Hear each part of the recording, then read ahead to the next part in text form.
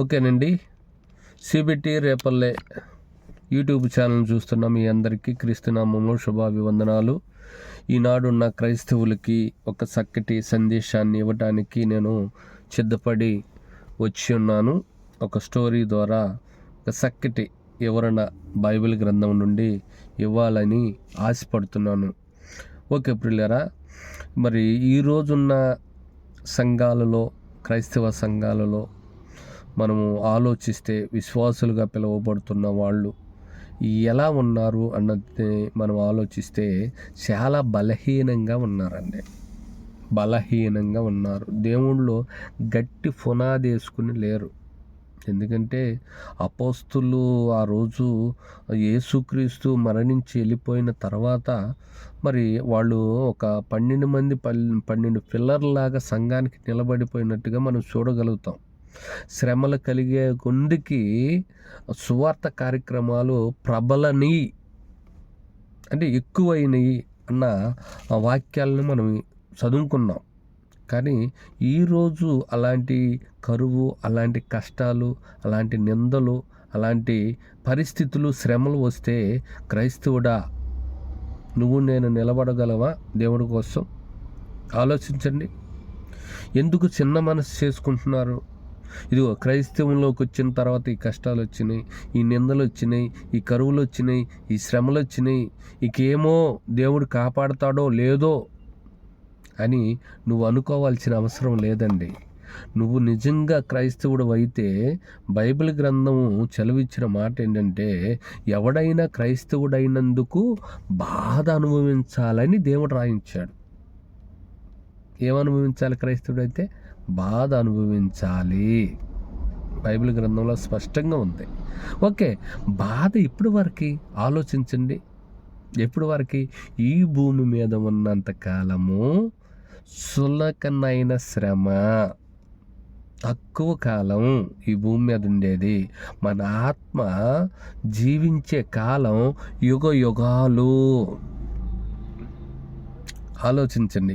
మన ఆత్మ యుగ యుగాలు ఆనందంలో, యుగ యుగాలు సంతోషంలో, యుగ యుగాలు జీవించాలి అంటే ఈ దేహములో ఉండంగా ఈ భూమి మీద మనము దేవుడు కొరకు కష్టపడాలి, నిందపడాలి, శ్రమపడాలి, కరువు అనుభవించాలి, దప్పిక అనుభవించాలి. ఇవన్నీ కూడా ఆదిమ అపోస్తుల్లో సంఘములో జరిగినవి. ఏదో కొత్తగా మీ దగ్గరికి శ్రమ వస్తుందని ఏదో భయపడిపోకండి. శత్రువు నిన్ను కోరుకుంటే, నువ్వు నిజంగా దేవుళ్ళో ఉంటే, యథార్థంగా భక్తి చేస్తే సాతాను నిన్ను కోరుకుంటుంది దేవుడి దగ్గర, నాకు అప్పచెప్పాలి. అలా దేవుడు అప్పచెప్పినప్పుడు నీ విశ్వాస జీవితాన్ని నువ్వు కాపాడుకోవాలి. ఖచ్చితంగా శ్రమకు అప్పచెప్తాడు. బైబిల్ గ్రంథంలో ఉంది. ఆ శ్రమల్లో, ఆ కరువుల్లో, ఆ నిందల్లో, ఆ అవమానంలో నువ్వు వాక్యమనే పునాది మీద కట్టబడితే స్థిరంగా, దృఢంగా, స్థిరంగా ఉండగలుగుతావు. అది పిల్లరా, ఆలోచించండి. సరే, ఇలా అభ్యంతరపడేవాళ్ళు, శ్రమలు వచ్చేసినాయి, కరువులు వచ్చేసినాయి, నింద వచ్చేసింది, హింస వచ్చేసింది, దేవుణ్ణి నమ్ముకున్న తర్వాతే ఇవన్నీ జరుగుతున్నాయి అని ఒకవేళ ఎవరైనా భ్రమలో ఉంటే, ఈ వాక్యము ద్వారా మీరు ఆ భ్రమ నుండి బయటకు వచ్చేయాలి. ఖచ్చితంగా క్రైస్తవుడిగా మారినందుకు, క్రైస్తవుడిగా నువ్వు ఎప్పుడైతే మారు మనసు పొంది బాప్తిసం తీసుకుని క్రీస్తును ధరించేసావో అప్పటి నుండి నీ జీవితము, నీ యొక్క నడవడిక మారిపోతుంది.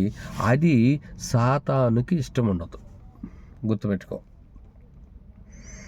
అప్పుడు నిన్ను ఎలాగైనా హింస పెట్టి, ఇబ్బంది పెట్టి దేవుడిలో నుండి తొలగించటానికి అది వాడే అస్త్రాలు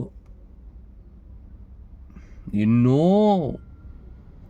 ఎన్నిటిలో దేనిలో మనిషి పడిపోతాడో దానికి బాగా తెలుసు కాబట్టి అది దేవుణ్ణి అడిగి నన్ను కోరుకుంటుంది. కోరుకున్నప్పుడు వస్తున్న శ్రమలు ఏదైతే ఉన్నాయో మన భక్తి జీవితానికి మంచి పునాది.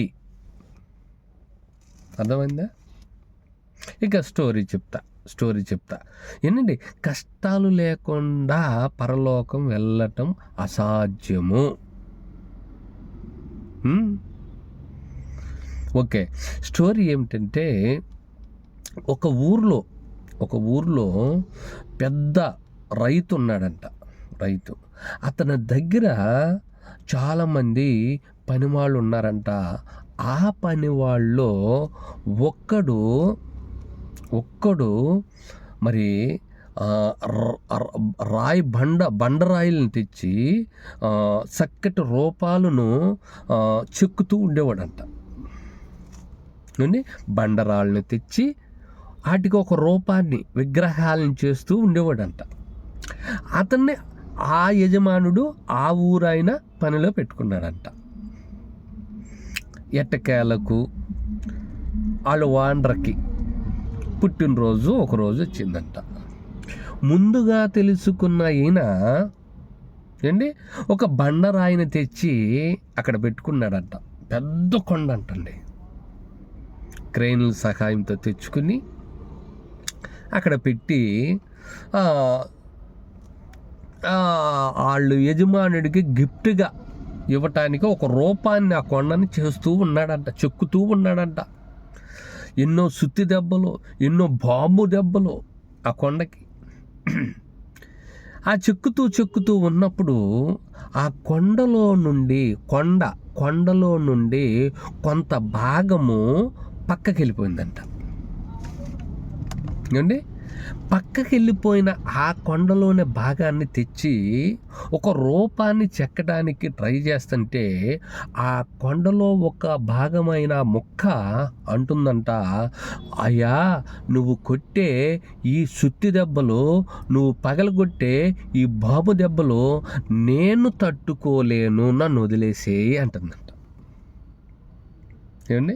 ఏమంటుంది కొండలో ఒక ముక్క, ఒక భాగం, నేను తట్టుకోలేను, ఈ సుత్తి దెబ్బలు, ఈ ఉల్లి దెబ్బలు, ఈ బాంబు దెబ్బలు నేను తట్టుకోలేను అని పద్దాక ఆయన పెట్టుకున్న స్థానం నుండి వెళ్ళిపోతూ ఉందంట.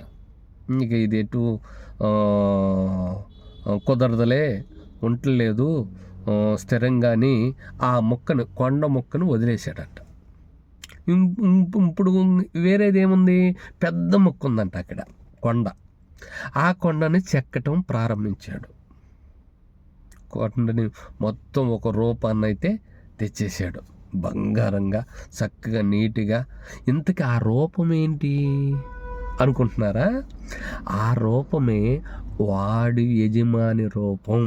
పుట్టినరోజు గిఫ్ట్గా ఇవ్వాలని ఆయన యొక్క ప్రతిబింబాన్ని, ఆయన యొక్క రూపాన్ని, ఆయన యొక్క విగ్రహాన్ని నిరూపించేసి చక్కగా నిర్మాణం చేసేసి చక్కగా సుత్తితో ఉలితో చక్కగా ఆయన అనుకున్న రూపం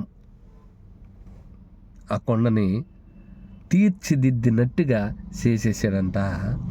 ఇక ఆ ఓనర్కి పొద్దున్నే చూపించాలి, సార్ మీ కొరకు గిఫ్ట్ నేను శిల్పకారుణ్ణి కాబట్టి నా యొక్క నైపుణ్యంతో నేను విగ్రహం చేశాను, అది ఎవరిదో కాదయ్యా, మీదే, ఒకసారి చూద్దాం రయ్యా అని ఆ యజమానిని పుట్టినరోజు సందర్భంలో ఆ విగ్రహం దగ్గరికి తీసుకొచ్చాడంట.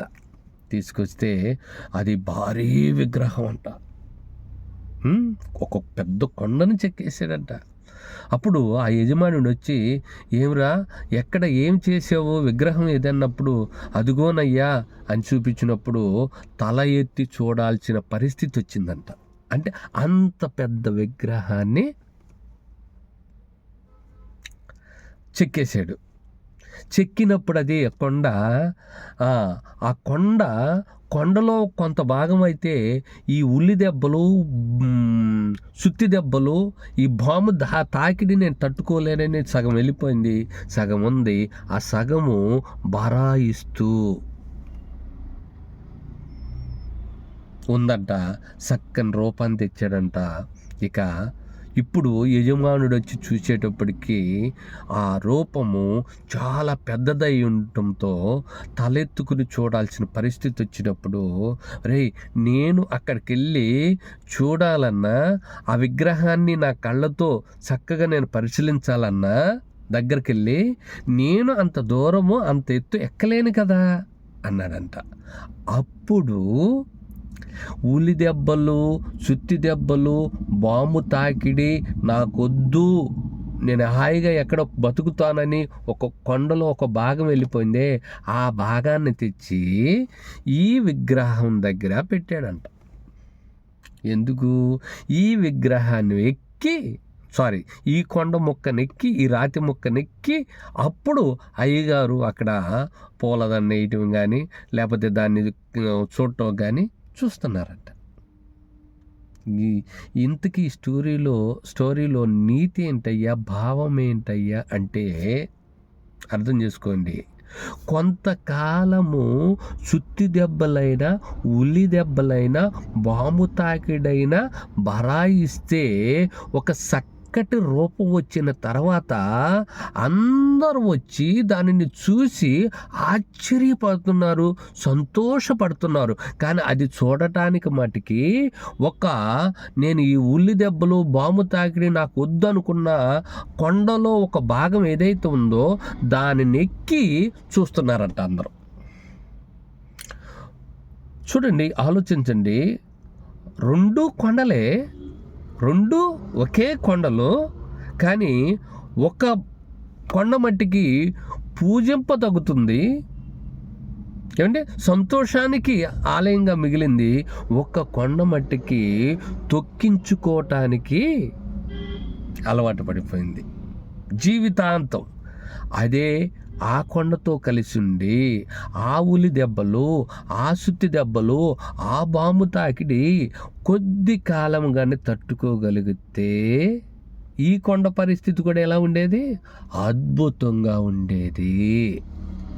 కనుక దేవుడు పిల్లలారా, ఇక్కడ మనం అర్థం చేసుకోవాల్సింది ఏంటంటే, ఒకే కొండ ఒక భాగమేమో చూసి ఆనందిస్తున్నారు, ఒక భాగాన్నేమో తొక్కేస్తూ ఉన్నారు. ఒకవేళ ఆ విగ్రహమే క్రైస్తవులు అనుకోండి, కొంతకాలము శ్రమ వచ్చినప్పుడు తట్టుకోగలిగితే జీవితాంతమును సుఖంలోకి వెళ్తావు. లేదు, నేను తట్టుకోలేనని ఆ కొండలోని ఒక భాగం అన్నట్టుగా నువ్వు పక్కకి వెళ్ళిపోతే, శ్రమలు నాకొద్దు, కష్టాలు నాకొద్దు, ఇబ్బందులు నాకొద్దు, కరువులు నాకొద్దు, హింసలు నాకొద్దు అనుకుంటే ఆ కొండలాగా ఎప్పటికీ నువ్వు అందరితో తొక్కించుకునేటట్టే ఉంటావు. ఇది జీవితాంతం ఇక్కడ తొక్కుతూనే ఉంటారు. నన్ను మట్టికి కష్టాలు వద్దనుకున్న ఎవరినైనా సరే కలకాలము, జీవితాంతము, తరతరాలు ఈ ఆత్మ అన్నది కష్టపడుతూ ఏడుస్తూ ఉండాల్సిన పరిస్థితి వస్తుంది.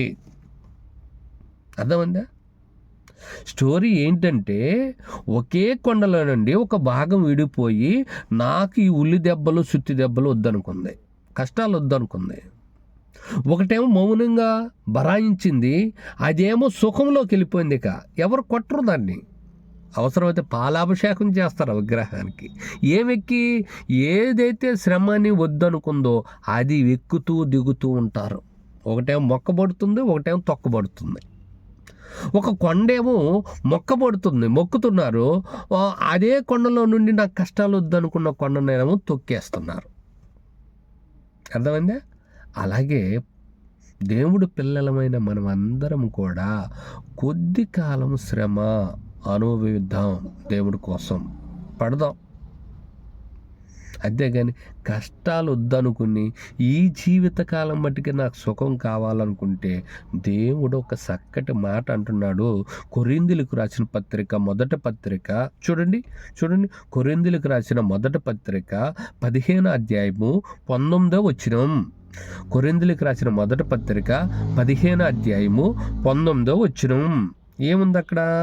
ఈ జీవితకాలం మట్టుకే మనము క్రీస్తునందు నిరీక్షించిన వారమైనడలా మనుషులందరికంటే దౌర్భాగ్యులమై ఉందుము. ఆలోచించండి. ఈ జీవితకాలం మట్టుకే ప్రభువును అంగీకరిస్తున్నారా? ఈ జీవితకాలం మట్టుకే ప్రభువు దగ్గరకు వచ్చారా? ఈ జీవితంలో సుఖ సంతోషాల కోసమే దేవుడి దగ్గరకు వచ్చారా? అయితే భూప్రపంచంలో ఉన్న మనుషులందరికంటే దౌర్భాగ్యుడివి అని దేవుడు సెలవిస్తున్నాడు. మరి ఈ జీవిత కాలం కోసం దేవుడి దగ్గరికి రాకుండా ఏ జీవితం కోసం రావాలంటే ఆత్మ జీవితం ఒకటి ఉంది. ఆత్మ జీవించాల్సిన ప్లేస్ ఒకటి ఉంది. ఆత్మ వెళ్ళిపోవాల్సిన ప్లేస్ ఒకటి ఉంది. అది ఎక్కడంటయ్యా? పరలోకం వెళ్ళిపోవాలి. తండ్రి దగ్గరికి వెళ్ళిపోవాలి ఆత్మ. తండ్రి దగ్గరికి మనలో ఉన్న ఆత్మ వెళ్ళాలంటే ఈ దేహముతో మనము దేవుడి కార్యక్రమాల్ని బలంగా చేయాలి. కష్టమైన ఇష్టం తెచ్చుకుని చేయాలి. కరువు వచ్చిందని, ఇబ్బంది వచ్చిందని వద్దండి. అలాంటి సాకులు అస్సలు చెప్పకూడదండి. దేవుడి కొరకే పుట్టాం, దేవుడు పని చేసి చనిపోవాలి. ఇంతే క్రైస్తవుడికి. ఓకే ప్రియులారా, ఈ జీవిత కాలం మట్టికి దేవుణ్ణి నమ్ముకోకండి. రాబోయే జీవితం, ఆత్మ జీవితం, మరి నెమ్మది పొందే ప్లేస్కి వెళ్ళిపోవాలంటే ఈ జీవిత కాలంలో కష్టాలన్నవి దేవుడి కోసము ఖచ్చితంగా పడాలి. ఇంకొక రిఫరెన్స్ చూపిస్తా. ప్రకటన గ్రంథము 2వ అధ్యాయము 9వ వచనం. ప్రకటన గ్రంథము 2వ అధ్యాయము 9వ వచనం. ఏముంది అక్కడ? నీ శ్రమను, దరిద్రతను నేనెరుగుతాను. సంఘం యొక్క శ్రమను దేవుడు ఎరుగుతాడు. గుర్తుపెట్టుకో. నీ శ్రమను, నీ దరిద్రతను. చూసారా? క్రైస్తవ సంఘానికి ఏమొస్తున్నాయి అంటే కష్టాలు వస్తాయి. క్రైస్తవ సంఘానికి ఏమొస్తాయి అంటే ఇబ్బందులు వస్తాయి, ఇరుకులు వస్తాయి, ప్రాణాలను కూడా పణంగా పెట్టాల్సిన పరిస్థితులు వస్తాయి. అయినా దేవుణ్ణి వదలకూడదు. చూడండి, నువ్వు ఒకవేళ అలసిపోయి ఉండవా? నువ్వు ఒకవేళ ఆ ఇరుకుల్లో ఇబ్బందుల్లో పడిపోయి లెగలేకుండా ఉండవా? అయితే దేవుడు, పరిశుద్ధాత్మ దేవుడు మీతో చక్కటి మాటలతో రేపటానికి పలికిస్తున్నాడు. చూడండి, నీ శ్రమను, నీ దరిద్రతను నేను ఎరుగుదును. దేవుడు చూస్తున్నాడంట. అయినను నీవు దరిద్రుడు కాదు. నువ్వు దరిద్రుడు కాదు, నువ్వు ధనవంతుడివే. ఎందుకు? నా కొరకు నువ్వు కష్టపడుతున్నావు, నా కొరకు నిందలు పడుతున్నావు, నా కొరకు నువ్వు ఇబ్బందులు పడుతున్నావు, నా కొరకు నువ్వు ఇరుకులో పడిపోతున్నావు, శ్రమ పడుతున్నావు, దరిద్రతను అనుభవిస్తున్నావు. కనుక నువ్వు నా కొరకే జీవిస్తున్నావు గనుక, నా కొరకే ఈ శ్రమలన్నీ పడుతున్నావు గనుక నీవు ధనవంతుడివే. దేవుడు అభయమిస్తున్నాడు. నువ్వున్న కష్టాల్లో నుండి, నువ్వున్న కన్నీటిలో నుండి, నువ్వున్న శ్రమల్లో నుండి, నువ్వున్న కరువులో నుండి, దేవా నీ కొరకు నేను యథార్థంగా ఉన్నానో లేదో. ఒకవేళ యథార్థంగా ఉంటే ఈ శ్రమలో తట్టుకునే మనస్సుని నాకిమ్మని మీరు అడగండి. తీసేయకండి, శ్రమను తీసేయమని అడగండి. శ్రమలలో నేను తట్టుకునే మనస్సును దయచేయమని అడగాలండి. అంటే యోబు గారు ఎప్పుడైనా శ్రమ తీసేయమన్నాడేంటి? ఆలోచించండి. పౌలు గారు శ్రమ వద్దన్నాడా? ఎన్ని శ్రమలు పడ్డారండి వాళ్ళు. ఇక్కడ చెప్తున్నాడు, నీ శ్రమను, నీ దరిద్రతను దేవుడుగా సంఘము గురించి, నీ గురించి, నా గురించి ప్రతిదీ ఆయన ఎరుగుతాడు, చూస్తున్నాడు. అయినను నువ్వు ధనవంతుడివే. తా ఇక్కడ కింద వచ్చిన తాము యూదులమని చెప్పుకొనుచు యూదులు కాక సాతాను సమాజపు వారు వలన నీకు కలుగు దూషణ. మనుషుల వల్ల నీకేమొచ్చింది? దూషణ. అనుభవించాలి, తప్పదు. ఆ ఒక్క కొండ ఆ సుత్తి దెబ్బలకి, ఉల్లి దెబ్బలకి, బాంబు తాకిడికి కొద్ది కాలము ఆ శిల్పకారుడి చేతుల్లో ఆయన ఎలా చెక్కితే అలా మలసబడింది గనుక గొప్ప విగ్రహం అయింది, మొక్కబడుతుంది. ఒక కొండ అయితే తొక్కబడుతుంది. తొక్కబడే కొండగా శ్రమలొద్దని మనం ఏనాటికి వెళ్ళొద్దు. మంచి జీవితం ఉందండి క్రైస్తవుడికి, నమ్మండి. మంచి జీవితం దేవుడిస్తానన్నాడు. ఇక్కడ చూడండి ప్రియుల, ఇక్కడ మనుషుల వలన నీకు, సమాజపు వారు వలన నీకు కలుగు దూషణ నేను ఎరుగుదును. దేవుడు చూస్తున్నాడు నీ కష్టాన్ని, నీ ఇబ్బందిని చూస్తున్నాడు, నీ కరువును చూస్తున్నాడు, నీకు వచ్చిన ప్రతి శ్రమని చూస్తున్నాడు. ఇంకేమంటున్నాడు? పారిపోమంటున్నాడా? క్రైస్తవాన్ని విడిచిపెట్టి వెళ్ళిపోమంటున్నాడా దేవుడు శ్రమ వస్తే? లేదండి. కలుగు దూషణ నేను ఎరుగుదును, నీవు పొందబోవు శ్రమలకు భయపడకము. నీవు ఇప్పుడు కృంగిపోయి ఉన్నావేమో, ఇప్పుడు నువ్వు క్రైస్తవాన్ని ఎందుకు పుచ్చుకున్నానని అనుకుంటున్నావేమో, ఒకవేళ నువ్వు శ్రమల కొలుములో నలుగుతూ ఉన్నావేమో, ఒకవేళ బంధువుల చేత ఇబ్బందులు పడుతున్నావేమో, ఒకవేళ కుటుంబం చేత వెలివేయబడుతున్నావేమో, అయితే నువ్వు భయపడొద్దని దేవుడు అభయమిస్తున్నాడు. నువ్వు భయపడకు. వస్తున్న దోషాల మాటల వల్ల నీవు పొందబోవు శ్రమలకు భయపడకుము. కింద ఏమని చెప్తున్నాడు? 10వ వచనం, ఇదిగో మీరు శోధింపబడునట్లు. చూసారా? మీరు శోధింపబడునట్లు. కొండలాగా కొద్ది కాలము శ్రమ క్రైస్తవుడికి, తర్వాత యుగాలు మన ఆత్మ సుఖంలోకి వెళ్ళిపోయింది.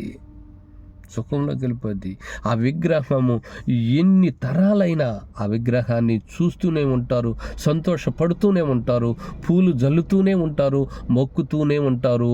శ్రమలొద్దనుకున్న క్రైస్తవుడిలాగా, శ్రమొద్దనుకున్న, ఉల్లి దెబ్బొద్దనుకున్న కొండలాగా తొక్కుతూ ఎప్పుడు కష్టమే. దానికి నరకంలోకి వెళ్ళిపోతే శ్రమొద్దని మనకెప్పుడు కష్టమే. పళ్ళు కొరుకుడు, వేదన. ఆలోచించండి. ధనవంతుడు వెళ్ళిపోయాడు, ఎంత బాధపడుతున్నాడు. అది తప్పించుకోవాలంటే ఈ భూమి మీద మనకిచ్చిన ఆయుష్కాలంలో దేవుడికి మన ఆయుష్కాలాన్ని ఖర్చు పెట్టి, మన సమయాన్ని ఖర్చు పెట్టి, మనం శ్రమ అయినా, ఇరుకైనా, ఇబ్బంది అయినా, కరువు అయినా, కాటకమైనా, ఎండైనా, వర్షమైనా బ్రతుకున్న అంతకాలం దేవుడికి సేవ చేయాలి. ఆలోచించండి. దేవుడు సేవకులం. దేవుడు మనల్ని నియమించిన దాసులమి. మర్చిపోతున్నారు. ఇదే చెప్తున్నాడు. ఇదిగో మీరు, ఏమండి, ప్రకటన గ్రంథం 2వ అధ్యాయం 10వ వచనం, ఇదిగో మీరు శోధింపబడునట్లు, అంటే కష్ట శ్రమలు వస్తున్నాయి చూడండి. శోధింపబడునట్లు అపవాది అనగా సాతాను మీలో కొందరిని చెరలో వేయింపబోచున్నాడు. ఆలోచించండి. కష్టాల్లోకి వెళ్ళిపోతున్నారు. కష్టాలు వస్తున్నాయి క్రైస్తవులకి. ఎందుకయ్యి అంటే దుష్టుడు తండ్రి దగ్గరికి వెళ్ళి కోరుకుంటాడు.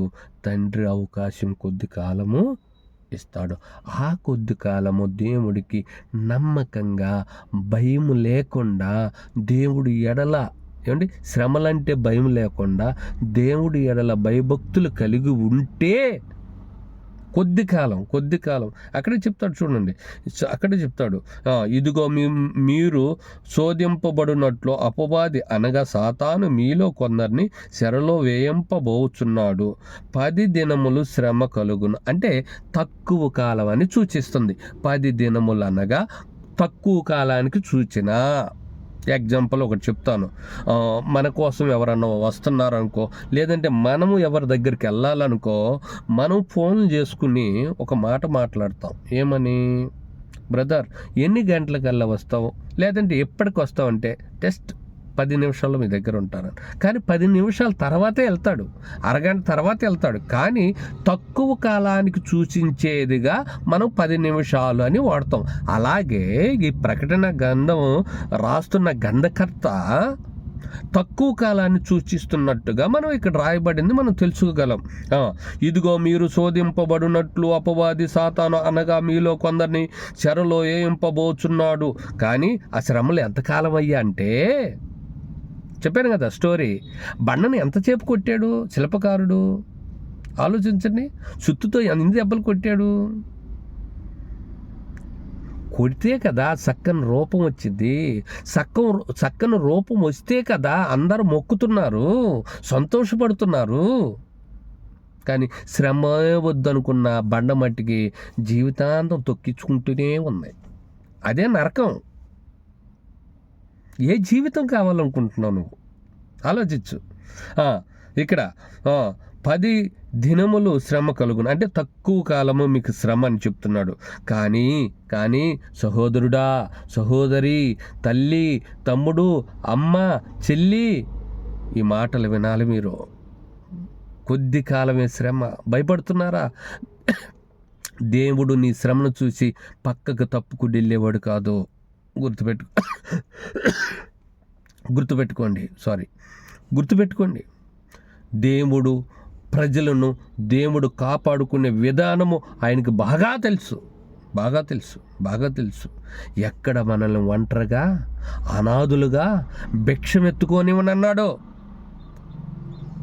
మాట ఇచ్చినవాడు నమ్మదగినవాడు. ఆలోచించు.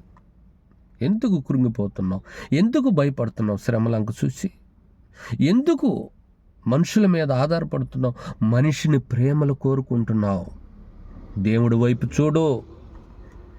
దేవా, నీకోసం వచ్చిన వాడిని, నీకోసం బ్రతకాలనుకున్న వాడిని అని ఆయన యందు చూసి నువ్వు మోకరిస్తే ఒకనొక రోజున మన ఆత్మ సుఖంలోకి వెళ్ళిపోయిద్దండి.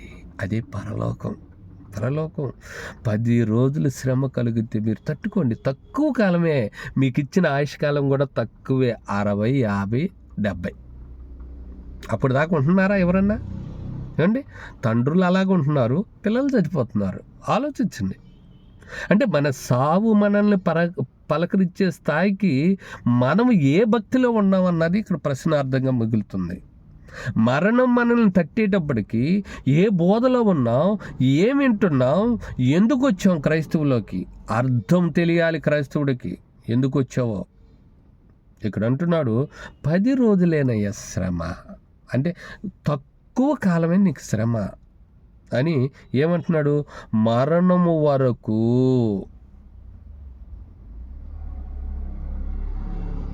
ఆలోచించండి. మరణము వరకు నువ్వేం చేయాలి? శ్రమల్ని ఏం చేయాలి? వద్దు, తీసేయని ప్రార్థన చేయాలా? ఆలోచించండి. తీసేయమంటే ఆ బండ మొక్కలాగా జీవితాంతము మొక్కబడవు. ఆలోచించు. నువ్వు తొక్కబడతావా, మొక్కబడతావా? అందరి చేత అబ్బా చూపరని ఆనందించేటట్టుగా ఉండాలా నీ జీవితము, లేదంటే నరకంలో కాలిపోయేలాగా ఉండాలా? నరకంలోకి వెళ్ళిన ధనవంతుడు అయ్యో ఇక్కడికి నా సహోదరులు రాకూడదు అనుకుంటున్నాడు. ఒకనాటి చరిత్రది. వెళ్ళిన వాడే శ్రమ అనుభవించలేక ఇక్కడికి ఎవరు రాకూడదని కోరుకుంటుంటే, ఇన్ని వాక్యాలు నేర్చుకుని ఇంత సత్యము తెలిసిన తర్వాత కూడా శ్రమ ఎందుకు వస్తుందో తెలియని దౌర్భాగ్య స్థితిలో మనం ఉన్నాము అంటే, ఓ క్రైస్తవుడా, నువ్వు నిద్ర లేవాలి, నువ్వు మేలుకోవాలి.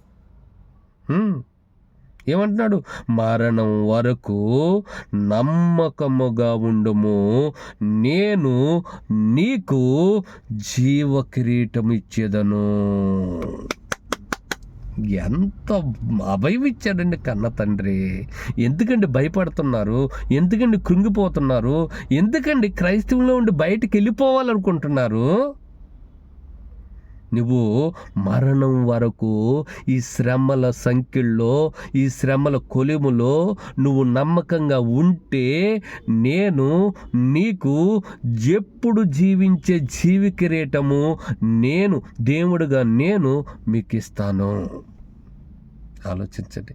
ఇంత అభయం ఇచ్చిన దేవుణ్ణి మర్చిపోయి పెడచెవును పెట్టి మాటని జీవించాలని మీరెందుకు అనుకుంటున్నారు?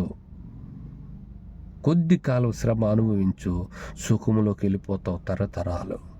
కొద్ది కాలం శ్రమను తీసేయమని ప్రార్థించకండి ప్లీజ్. ఈ శ్రమలో నాకు ఓర్పును సహాయం చేయనైనా, ఓర్పును సహనమును నాకు ఇవ్వయ్యా, నీ కొరకు ఎంతైనా కష్టపడతానయ్యా అని క్రైస్తవులుగా అడగాల్సిన పోయి, ఈ శ్రమను తీసేయండి, ఈ కరువును తీసేయండి అని ప్రార్థనలు చేయమంటాము, మనము చేయటం. బైబిల్కి విరోధంగా, దేవుడికి విరోధంగా ప్లీజ్ ఎవ్వరు పని చేయకండి. దేవుడికి విరోధంగా దేవుడు చెప్పిన మాట ప్రకారము మన జీవితంలో మనం నెరవేరితే, ఇదిగో నిత్యము సుఖములోకి వెళ్ళిపోతాం. జీవి కిరీటం ఇస్తాడంట తండ్రి. మరణము వరకు నమ్మకంగా ఉండు, నమ్మకమైన విశ్వాసులుగా మనం ఉండాలి భూమి మీద. తండ్రికి, కుమారుడికి మనం నమ్మకంగా ఉండాలి, పని చేయాలి. అలా చేసినప్పుడే మన ఆత్మలు సుఖంలోకి వెళ్తాయి.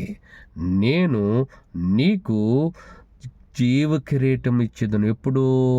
మరణము వరకు వస్తున్న నిందలు, వస్తున్న కరువులు, వస్తున్న ఏమండి ఇబ్బందులు, అవమానాలు సహించుకుని నువ్వు నిలబడితే భక్తిలో, అప్పుడు నేను, ఎందుకు?